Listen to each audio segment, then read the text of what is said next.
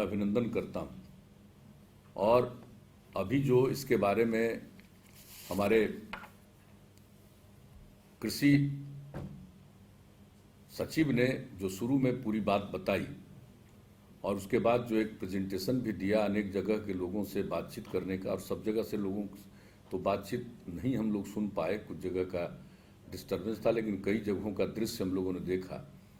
तो इसके लिए मुझे खुशी हुई है। मैं सबसे पहले कृषि विभाग को इस बात के लिए, और आज माननीय मंत्री भी बैठे हैं, सबको मैं इस बात के लिए धन्यवाद देता हूँ। आप सब जानते हैं और खुद भी आपने कहा कि जिस प्रकार से इस चीज़ के लिए शुरुआत हुई, और हम लोगों ने जब जल जीवन हरियाली अभियान की शुरुआत 2019 में की, तो जल जीवन हरियाली अभियान का 11 कंपोनेंट है। उसमें एक मौसम के अनुकूल कृषि और कृषि अवशेष का संरक्षण, यानी उसको भी इसमें शामिल किया गया। और उन्हीं दिन, उसके पहले ही आप सब लोगों ने इसका जिक्र किया, और आज तो मुझे खुशी है कि आप लोगों ने कम से कम डॉक्टर मार्टिन क्रॉफ की भी बात हम लोगों को सुनवा दिया। मैं उनको भी इस बात के लिए धन्यवाद देता हूं। और उनसे हमारी मुलाकात हुई थी पहली बार फरवरी 2016 में। वो आए हुए थे अन्य जगहों पर, और खास करके जब आप सब जानते हैं Borlaug institute for south Asia बना, तो वो सब आते ही हैं और देखते भी हैं। और यहाँ पर आकर के जब मुझसे बातचीत हुई तो मैंने सब चीज़ों पर चर्चा की, और मौसम के अनुकूल कृषि होना चाहिए, किस तरह से आजकल मौसम में बदलाव हो रहा है दुनिया भर में, कभी वर्षापात बहुत ज़्यादा होता है, कभी सूखे की स्थिति उत्पन्न होती है, हम लोग इसके लिए पीड़ित हैं, तो कुछ इस पर होना चाहिए। तो उन्होंने कहा कि आप जो बोल रहे हैं ये बिल्कुल ठीक है, और आप जा करके Borlaug institute for south Asia Pusa को देख लीजिए, वहाँ पर ये काम शुरू किया गया है। मुझे बड़ी खुशी हुई। और उस समय हमारे मुख्य सचिव थे अंजनी कुमार जी, इसलिए आज हम इनको बुलाए हुए कि अगर कोई बात होगा तो ये भी बता देंगे, लेकिन ये तो चुपचाप बैठे हुए हैं। लेकिन हम बुलाया इसलिए इनको कि याद करिए कि उस दिन ले गए थे आपको भी हम, और अन्य अधिकारियों को भी हम ले गए थे। वो जो बताया था डॉक्टर मार्टिन क्राफ्ट ने, तो वहाँ जा करके जो देखा, और 150 एकड़ के करीब में इतना बढ़िया ढंग से जो उन लोगों ने काम किया हुआ था, और जो वहाँ पर हम लोगों ने देखा था कि अनेक प्रकार से किया हुआ था विसा फार्म में, जैसे धान गेहूं मूंग, मक्का सरसों मूंग, सोयाबीन गेहूं मूंग, मक्का गेहूं मूंग, यानी 3 तरह की खेती है। 4 माने उसमें ही सब तरह का अलग अलग क्या क्या खेती होना चाहिए, ये करके वो डिमॉन्स्ट्रेट कर रहे थे और दूसरे लोगों को आकर के प्रशिक्षित कर रहे थे। और उसके बाहर भी आपको याद ही होगा कि एक जगह और गए, जो किसान काम कर रहे थे, उनको भी देखने के लिए हम लोग गए। तो देख करके इतनी खुशी हुई कि भाई ये तो मौसम के अनुकूल है, और बिल्कुल ही कोई कटनी के बाद कोई खुदाई का काम नहीं करते, वो सीधे उसमें फिर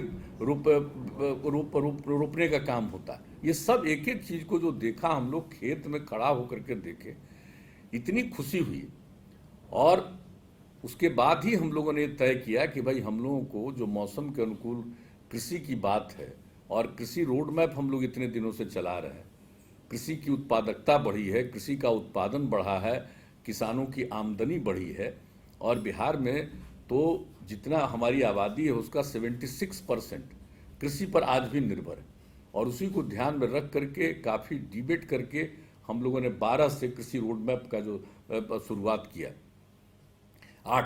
2008 से शुरू किया, और तीसरा कृषि रोड मैप अभी चल रहा है। तो इसके लिए जो सब कुछ काम किया जा रहा था, और उसमें अनेक चीज़ों के बारे में निर्णय कि किस तरह से हम लोग इसको बढ़ावा देंगे, तो एक चीज़ यही था कि अब जो निरंतर बाढ़ के कारण नुकसान हो रहा है, सुखाड़ के कारण नुकसान हो रहा है, तो इसको देखते हुए हम लोगों को प्रेरित करें। आमतौर पर बिहार में सब लोग प्रेरित हो गए कि भाई धान और गेहूँ पूरे तौर पर यही करने लगे। तो हुआ कि भाई मौसम के अनुकूल लोग खेती करेंगे तो एक तो उनकी आमदनी भी बढ़ेगी, और ये जो संकट आता है उससे वो उनको मुक्ति मिलेगी। तो इसी को जब देखने गए तो हम लोगों को लगा कि भाई अब इसके लिए हम लोग को काम करना चाहिए। तो उस समय जो भी हमने एग्रीकल्चर डिपार्टमेंट को कहा, सब लोग गए थे कि इस पर तैयारी करिए।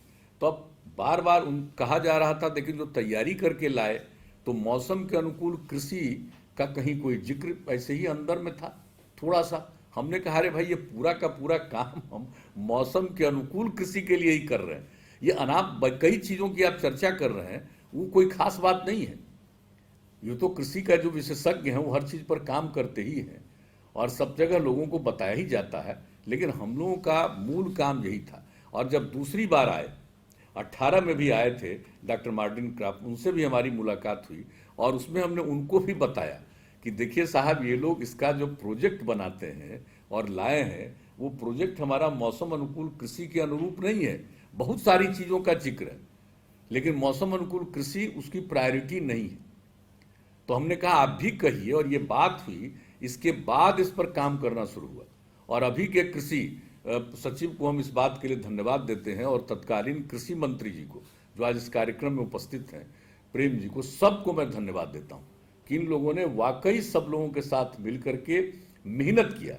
और जो मेरी ख्वाहिश थी, मेरी जो इच्छा थी कि साहब मौसम के अनुकूल कृषि पर काम करें, तो उस पर लोगों ने सही मायने में काम किया और सबसे पहला प्रोजेक्ट दिया कि 8 जिलों में हम शुरू करेंगे। और उसी समय हमने कहा था कि भाई शुरुआत तो आप 8 जिलों में प्रयोग के लिए कर रहे हैं, ये प्रयोग है, लेकिन इसको तो पूरे राज्य में करना है। तो आज मुझे खुशी है कि 8 जिला में जो आपने काम किया उसके बारे में जानकारी दी, बहुत अच्छा प्रभाव है।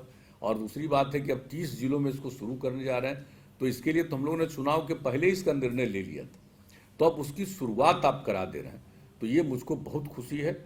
और ऐसा हो जाने से किसानों को बहुत लाभ होगा। और आपने फिगर दिखा दिया कि किस तरह से गेहूं के मामले में बताए कि लोगों को कृषि में जो पैसा लगता था, उसमें जो पूंजी लगती थी वो घट गई और आमदनी बढ़ गई। तो ये इससे अच्छी बात और क्या हो सकती है? यही तो है मौसम के अनुकूल कृषि।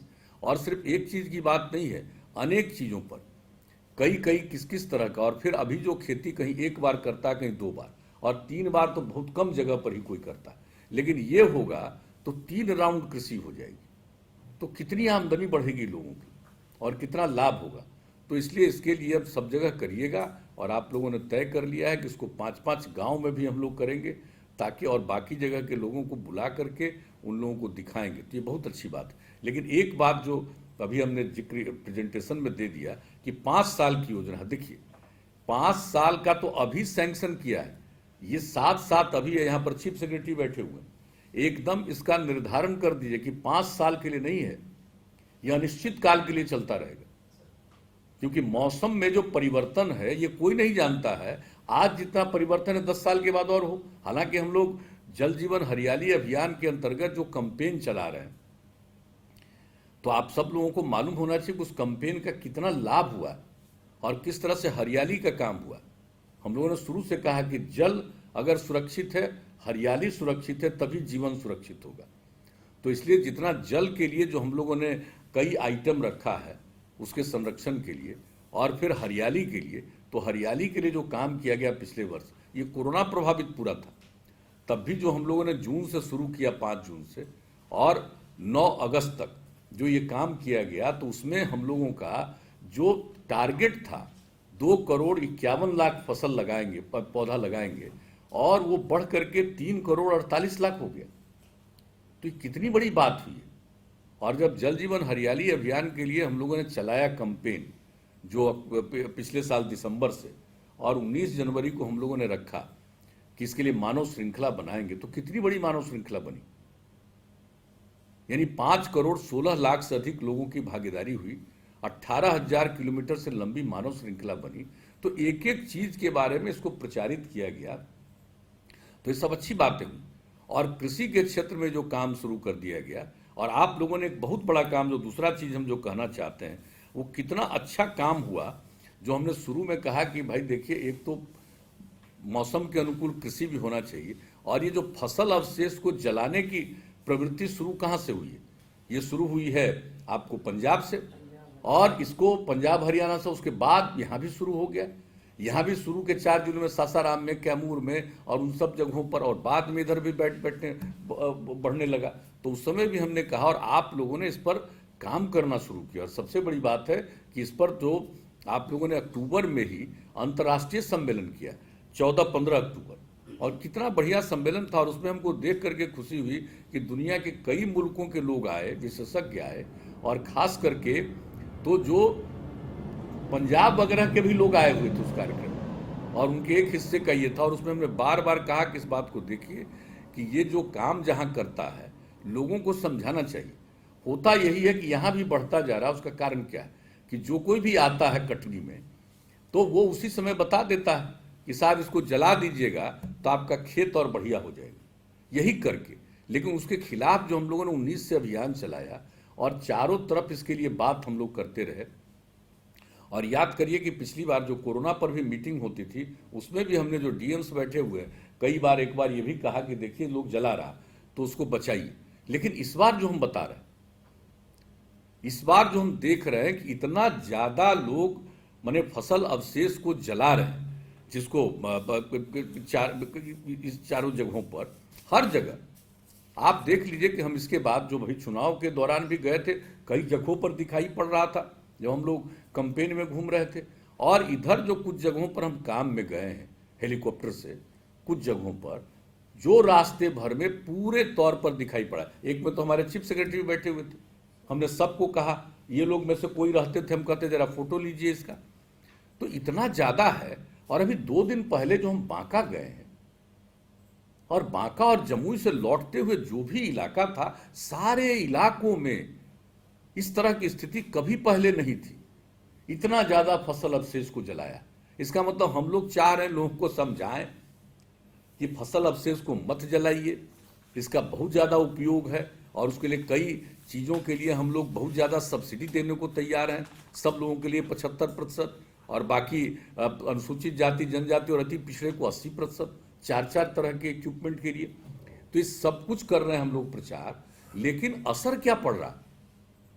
और आप जान रहे हैं कि कैसे ड्राइवर को बुलाने के लिए कोरोना के दौर में जब लॉकडाउन का पीरियड था उस समय कहां से शुरू हुआ था, उसी इलाके से, कि भाई वहां से ड्राइवर को मंगा करके। आप समझ लीजिए कि जो लोग आ रहे हैं बाहर से वो इसका मतलब है कि लोगों को ये बता रहे हैं। तो हम लोगों ने तो कह दिया कि भाई इसको प्रचारित करिए। तो आज हम कहेंगे कि देख लीजिए कि क्या स्थिति। हम तो सारे डीएम्स को कहेंगे, सारे डीएम्स को कहेंगे और आपको कहेंगे। और हम यहाँ चीफ सेक्रेटरी साहब बैठे हुए पहले ही से तय कर दिया, आप आज तो नहीं अब जा पाइएगा, लेकिन कल से हेलीकॉप्टर हमने कह दिया है कि इस पर आप लोग और बाकी लोगों को भी लेकर के जाइए और सारे बिहार का दर्शन कर लीजिए कि किस तरह से फसल अवशेष को जलाया जाए। अब ये जो जितने लोग हैं हम लोग सब लोगों को इस्तेमाल, सब लोगों की इज्जत करते हैं। हमारे जितने कृषि विभाग के अधिकारी हैं, हमारे अन्य कर्मचारी हैं, जितने लोग हैं, जो भी कोई भी लोग हैं, इस सब लोगों को लगाइए और जाकर के खुद देख लेंगे और जाएंगे। और किसानों से मैं अभी एक्शन लेने की बात नहीं कर रहा हूं, लेकिन जा करके पहले समझिए तो सही कि किसने बता दिया है जो नाश होगा। हम लोग जल जीवन हरियाली अभियान चला रहे हैं और मौसम के अनुकूल कृषि पर जोर दे रहे हैं, और ये मौसम के पर्यावरण के खिलाफ जो ये काम है ये किसने सिखाया है? ये अपने किसानों को ठीक से समझाना पड़ेगा। इसका मतलब है कि हम लोग जो बात कर रहे हैं ये बात कुछ खबर में तो छप जाती होगी, लेकिन सही मायने में गांव गांव में किसानों के स्तर पर हम लोगों का ये चीज नहीं पहुंचा। अगर लोगों के बीच ये चीज पहुंचा रहता, अभी आप लोगों ने कैंपेन भी चलाना शुरू किया, लेकिन मुझको लग रहा है कि वो ठीक से नहीं पहुंच रहा। अगर सब लोग जाएंगे, हमने तो शुरू में जिस दिन आपका सम्मेलन हुआ था 19 में, उसी समय कहा था कि सब लोगों को डीएम्स को, और बाद में हमने कुछ जगह पर देखा तो हमने डीएम्स को कहा कि अरे भाई पता करिए कि कौन लोगों को समझाइए। तो उस समय जो था, आज तो एकदम इतना ज्यादा से ज्यादा हो गया। कुछ ही इलाका बचा हुआ, कुछ ही खेत आपको बचा हुआ, बाकी देख लीजिए जलता हुआ भी दिखता है, जला हुआ उसका भी काला दिख रहा है। और काला जब जलाने के बाद उसको फिर कर लेता है, उसको उसके बाद भी दिखाई पड़ जाता है कि किस तरह से गाढ़ा दिख रहा। तो एक एक तरह से आप देख लीजिएगा और देर मत करिए। हम तो चाहेंगे कि कल से आप देख लीजिए। और हमारे गोपाल जी जो पिछली बार साथ में थे, आप भी चले जाइए साथ, और एक राउंड इन लोगों को दिखला दीजिए और बाकी सब जगह चले जाइए। अगर जरूरत हो तो आप ले जा करके वहां के कलेक्टर्स को भी और अपने ऑफिसर्स को भी, कृषि के अधिकारी को भी बैठाइए हेलीकॉप्टर में। 2-3 दिन के अंदर आपको पूरे बिहार में अलग अलग जिलों की स्थिति की जानकारी मिल जाएगी और वो पता चल जाएगा आपको। जलाता हुआ आपको नहीं दिखेगा, लेकिन जला करके जो उसकी स्थिति है साफ दिख जाता है।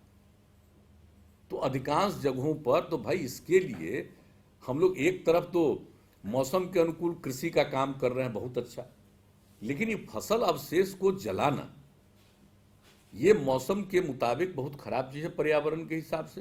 तो अभी जाकर के आप देख लीजिए, और जब देखिएगा तब आपको समझ में आएगा, तब अपने सभी लोगों को वहां पर भेजिए। हम लोगों के पास इतने लोग हैं और वो नहीं जा रहा, और वो आकर के कोई दूसरा आता है, ड्राइवर वगैरह जो आता है वो कुछ कह दिया, वही फैल गई है बात। और पता नहीं, मैं नहीं जानता हूं, सोशल मीडिया का आजकल बड़ा भारी इंपैक्ट हो गया है, तो आप जरा देख लीजिए, आप अपनी तरफ से भी सोशल मीडिया के माध्यम से भी एक एक चीज लोगों को बताने की कोशिश करिए, और इसको भी जरा देख लीजिए कि कहीं कोई ना कोई इस चीज को बता तो रहा है। जो गलत बात है लोगों को समझ नहीं रहे हैं लोग, अभी लोगों को तो ऐसे थोड़ी समझेंगे, बहुत संकट आएगा और किस तरह से उनको जरूरत पड़ेगा, और ज्यादा खर्च होगा, बढ़ेगा।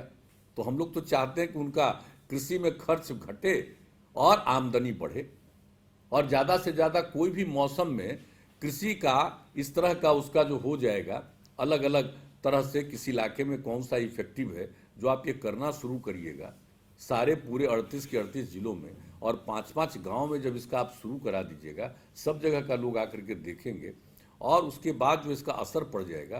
तो एक बात तो ये हमने कह दिया कि साहब फसल अवशेष वाले एक चीज़ को देखिए, और दूसरी चीज़ है कि ये जो चीफ सेक्रेटरी साहब दोहरा करके हम इस बात को कह रहे हैं, ये अभी का न है, 5 साल के बारे में किया है, लेकिन ये कभी मत कहिए कि ये 5 साल के लिए, ये तो कंटिन्यूअस हम लोगों को देखना पड़ेगा। ये एक स्थायी कार्यक्रम के रूप में इसको दिया जाए, माने इस 5 साल में जो कार्य योजना बनी है उसके लिए राशि का आवंटन किया गया है, लेकिन आप ले आइए और ये पॉलिसी का डिसीजन हो जाए कि ये बात आगे चलेगा। अभी के लिए ना पैसा अलॉटेड है, इसके आगे जो जरूरत पड़ेगा और ज्यादा राशि की जरूरत पड़ेगी, और ज्यादा अन्य जगहों पर। आज आप जिला की बात कर रहे हैं, तो कल होकर के कुछ जिला और नया बन जाए, तो सब जगह के लिए तो करिएगा ना। तो इसलिए इस बात की आवश्यकता है कि हम लोगों को इस काम को बहुत आगे बढ़ाना पड़ेगा। और देखिए, कोई इस प्रकार की चीज को समझाने में थोड़ा समय लगेगा, चाहे वो मौसम के अनुकूल कृषि हो या फसल अवशेष को जो जलाने की प्रवृत्ति है, इन दोनों चीजों में समझाने में थोड़ा वक्त लगेगा। लेकिन जब जा करके उस पर कॉन्शस हो करके लोगों को आप बताइएगा, लोगों को कॉन्शस कीजिएगा और देखिएगा, वो अपनी समस्या बताएंगे। तो हमने तो पहले भी कहा कि अगर किसी की कोई समस्या है तो बताएं, देखें उनके पास हम उनको कितना इक्विपमेंट दे सकते हैं, और वो जो कुछ भी होगा कटनी करके जो कुछ भी हो रहा है तो उसको हम कैसे कलेक्ट करें, और उसका इस्तेमाल है तो बहुत तरह का इस्तेमाल उसका है, तो उसके लिए भी हम लोग राशि का आवंटन करके ये भी देख लें। लेकिन एक बार जरा घूम लीजिए, एक बार लोगों से बातचीत कर लीजिए कि आखिर उनका क्या है, और एक एक जगह से जहाँ से शुरुआत हुआ, कैमूर और सासाराम से शुरुआत हुआ, रोहतास से, तो उसको ले करके, और अभी तो हम देख रहे हैं भाई, क्या ये पटना जिला राजधानी है, आप जरा सोच लीजिए।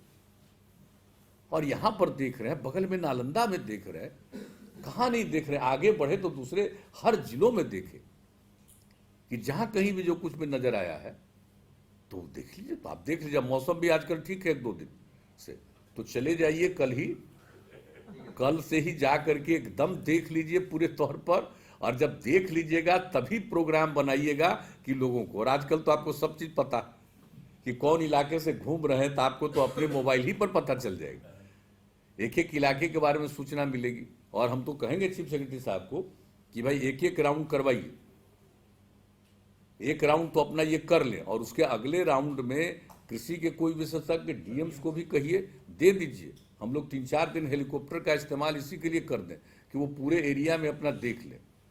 तो अधिकारियों के साथ और दूसरे लोगों के साथ जब देख लेंगे तभी तो जाएंगे किसान के पास मीटिंग करने के लिए। मैं नहीं कहूंगा कि अभी किसान को कोई आप दंडित करने के बारे में सोचिए, अभी मैं नहीं कहूंगा, अभी तो किसानों को समझाने के लिए आप करिए, लोगों को ये बात बता दीजिए कि किस तरह से। और राज्य सरकार तो हर तरह से जो काम कर रही है, किस तरह से हम लोग इसको हर तरह से जो खरीद का काम कर रहे हैं, तो एक एक काम तो हम लोग कर ही रहे हैं कृषि के क्षेत्र में। और कृषि रोड मैप के मुताबिक भी काम कर रहे हैं। लेकिन जो आपका ये चीज शुरू हो जाएगा मौसम के अनुकूल कृषि वाला कार्यक्रम, ये बहुत इफेक्टिव होगा। एक तो इसको लोग समझ लेंगे और दूसरा पर्यावरण को संकट में न डालें, और इससे आपको खेती का फायदा नहीं है, नुकसान ही है जलाने से। तो ये दोनों बात कर लीजिएगा और थोड़ा वक्त लगेगा। एक बार आप देख लीजिए कि हम लोग ये 19 से कैंपेन चला रहे हैं। बताइए, अंतर्राष्ट्रीय सम्मेलन अखबार में छपा, हो सकता है टेलीविजन पर भी आया ही होगा, लेकिन नीचे के स्तर पर तो बात नहीं पहुंच पाई।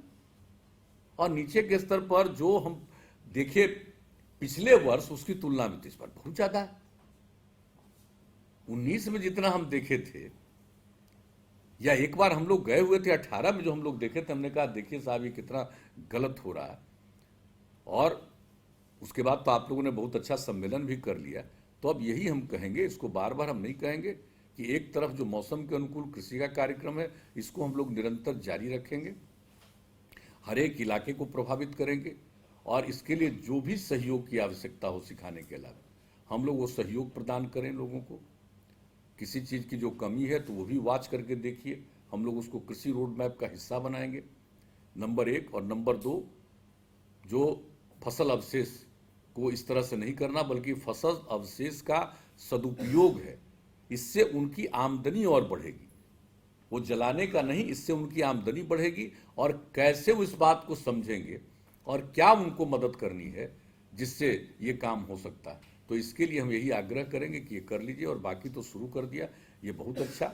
और आज चूंकि हम 2 दिन पहले ही देखे और ज़्यादा, तो कितना दुख हुआ उसमें। इस बार तो आप नहीं थे, लेकिन आप देख लीजिए इस बार इनको हम दिखा रहे थे। एक तरफ तो हम बैठे थे, एक तरफ तो ये बैठे थे, और ये लोग बैठे हुए थे सामने। तो हमने कहा जरा देखिए साहब कितना ज्यादा इसमें हो गया है, समूचा काला काला। अब जो जलाया है उसको भी दिखाई पड़ रहा था कि यहाँ आग लगा हुआ है, यहाँ आग लगा हुआ है, और कहीं पहले ही जला चुका। तो इसलिए इसको देख लीजिए, और जहाँ कहीं भी है वहाँ जा करके, मैं ये नहीं कहूँगा कि किसानों पर एक्शन लेने के लिए, बल्कि किसानों को समझाने के लिए और एक एक बात समझने के लिए कि आखिरकार इसका क्या रास्ता निकलेगा कि लोग इस बात से कन्विंस्ड होंगे। तो इसके लिए मेहनत आप करिए, हमको यही पूरा भरोसा है।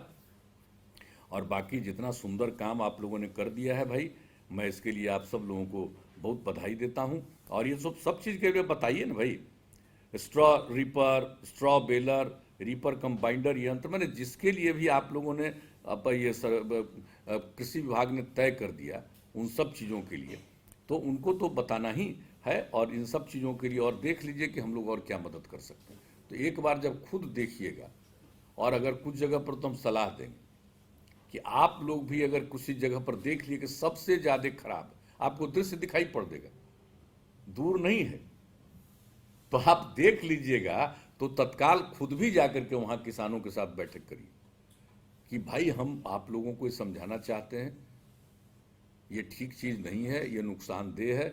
लेकिन ये भी जानना, हम तो शुरू से बोल रहे हैं कि कौन है जो किसानों के पीछे सब दुष्प्रचार कर रहा है, कौन है जो उनको बता दे रहा है कि उनको भाई खर्चा होगा इस सब चीज़ में, ये क्या करेंगे, इसको हटाएंगे तो इसके लिए पैसे की ज़रूरत है, अरे इसमें आग लगा दो, ये तुमको खेती के लिए और फायदा करेगा। तो ये सब चीज़ जो जिस तरह का दुष्प्रचार लोगों को किया है, अब आप सोच लीजिए। मैं पुनः इस बात को कहूँगा कि एक तरफ जो चीज़